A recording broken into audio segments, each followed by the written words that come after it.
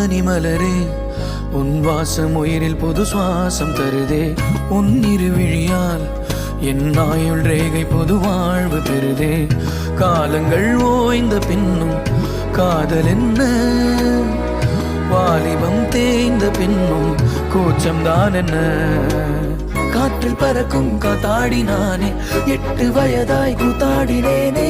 காய்ந்த இலை நானும் பச்சையானே, பாலைவனம் நான் நீர்வீழ்ச்சியானே.